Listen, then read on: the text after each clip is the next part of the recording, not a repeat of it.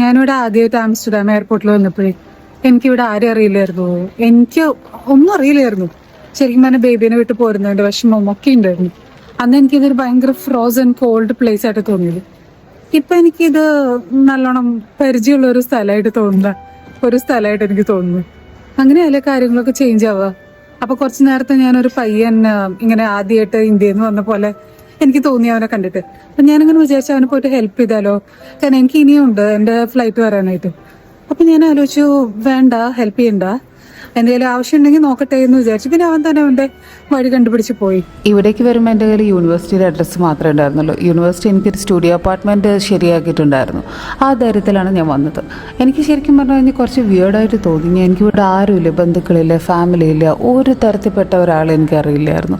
പക്ഷെ ഇപ്പോൾ എനിക്കിത് it's and the familiar town, അത്ര മാത്രമേ ഉള്ളൂ. ഇത് വളരെ ബ്യൂട്ടിഫുൾ ആണെന്ന് ചോദിച്ചാൽ എല്ലാ നാടും പോലൊക്കെ തന്നെ.